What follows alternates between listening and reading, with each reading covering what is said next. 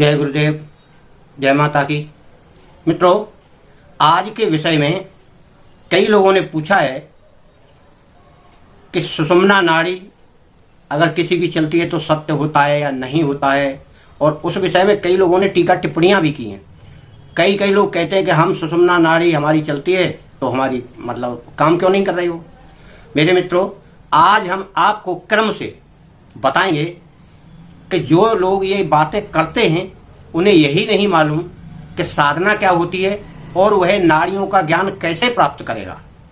तो सबसे पहले व्यक्ति को यम और नियम बनाना है, उन पर चलना है।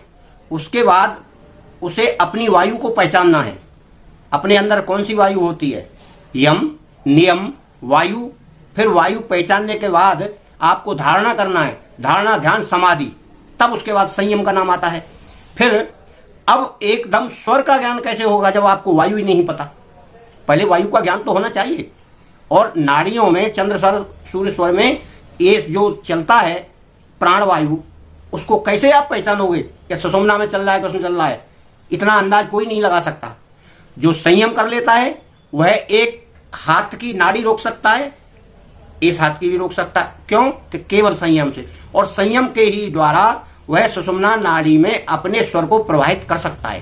तो अब आपको हम शुरू से बताते हैं मित्रों कि यम क्या है और नियम क्या है।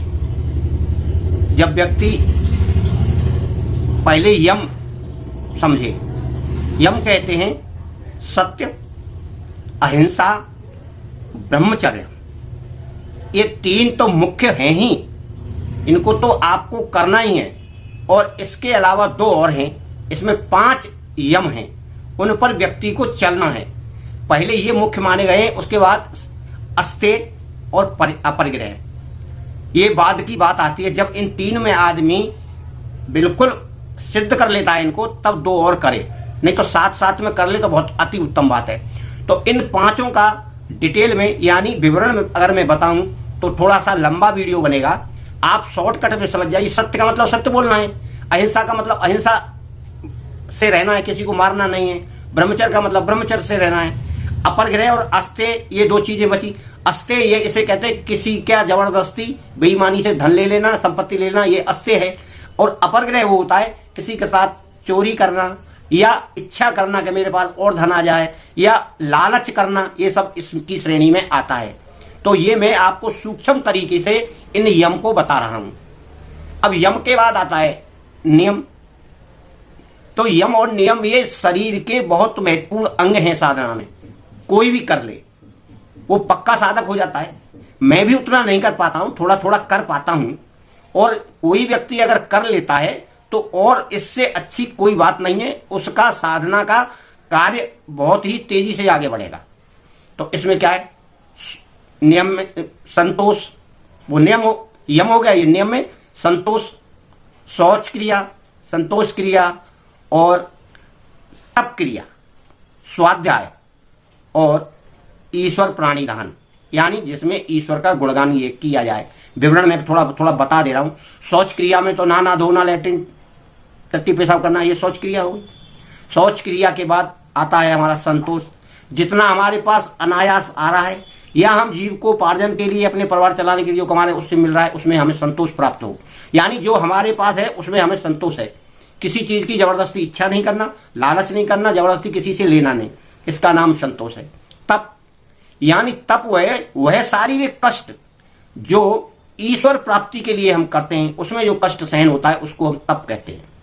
या अपने आप को संयम में रखने के लिए जो हम तप करते हैं, जैसे व्रत करना, पैदल चलना यानी नंगे पैर चलना, कोई वस्त्र नहीं पहनता, एक वस्त्र लपेटे रहता है, कोई अन्न वैसा नहीं खाता है, चावल ही चावल खाता है, कोई फलाहार करता है, कोई फलाहार भी नहीं करता, दूध पीता है। तो ये वही करते हैं जो साधु संत होते हैं। मगर एक गृहस्थी के लिए कुछ संयम में रहने के लिए तप करना चाहिए।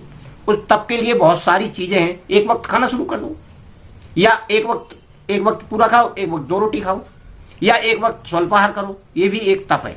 तो ये तप हमें उसी लिए करना है जिससे हमारी साधना की शक्ति प्रबल हो जाए। परंतु तप के बाद हमें फिर स्वाध्याय करना है। यह नहीं है कि हमने तप कर लिया और हमारा काम खत्म हो गया, फिर हम चले गए 4 दोस्तों के साथ वहां गप्पे लड़ाने लगे। बोला उसकी लड़की भाग गई, उसका लड़का भाग गया, उसका लड़का ये करता है, उसकी औरत ये करती है, उसका भाई बड़ा निकम्मा है, ये सब हम गप्पू मारते हैं। तो जो सब हमने किया है वो सब व्यर्थ कुएं में गया, क्योंकि ये सब हमारा कार्य नहीं है और ना हमें ये करना चाहिए। इनसे हमारा अर्थ क्या निकल रहा है, ना उसको फायदा ना हमको फायदा। इसलिए हमको स्वाध्याय करना है। स्वाध्याय मतलब ईश्वर की पुस्तकें पढ़ो, अपनी साधना की पुस्तकें पढ़ो, कीर्तन करो, मंत्र का जाप करो, कुछ नहीं है तो ध्यान में बैठ जाओ, अपने इष्ट का ध्यान करते हुए। जिसको भी जो जपता है, गायत्री वाला गायत्री को जपे, शंकर जी वाला शंकर जी को जपे, विष्णु जी वाला विष्णु जी को जपे। इष्ट बदलने की कोई आवश्यकता नहीं है। और ये खाली समय की बात बता रहा हूं, जो हमें सुबह और शाम करना है वो तो हमारा नियम है ही, उसे तो हम करेंगे ही। इसको स्वाध्याय जैसे कहते हैं हुए। अब आता है ईश्वर प्राणिधान। ईश्वर प्राणिधान में ईश्वर के ही गुणों का और ईश्वर का ही ध्यान करना ईश्वर प्राणिधान कहलाता है। स्वाध्याय में तो ज्ञान प्राप्त किया जाता है और थोड़ी भक्ति की जाती है। इसमें वह चीज है जिससे हम ईश्वर की निकटता बढ़ाते हैं, जिसको भी हम माने। शक्ति सब एक है। अब इसके लिए हमारी ध्यान की शक्ति है और जाप की शक्ति है, इसको हम इसमें करें। तो ये हो गए आपके यम और नियम। साधना करने वाले को ये ध्यान रखना है, नहीं तो कोई भी साधना नहीं कर पाएगा, चाहे थोड़ा ही रखे चाहे ज्यादा रखे। अब आइए अब वायु पर।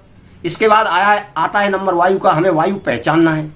वायु 5 प्रकार की होती है जो इस शरीर को चलाती है। प्राणवायु, उदान वायु, अपान वायु, व्यान वायु और समान वायु। तो जो उदान वायु है वो कंठ से ऊपर का कार्य करती है। जो भी कार्य करेगी सब ऊपर होंगे उससे, और उसी उदान वायु से शरीर के प्राण निकलकर जाते हैं ब्रह्मरंध्र से।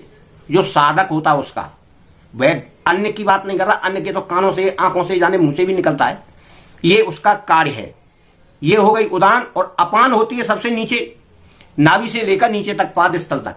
तो उसमें क्या होता है कि उसमें शौच क्रिया यानी टट्टी पेशाब जाना और गर्भ वगैरह जो उसी वायु की शक्ति से होते हैं, और शरीर की जो नाभि से नीचे की क्रिया वो सब उससे होती है।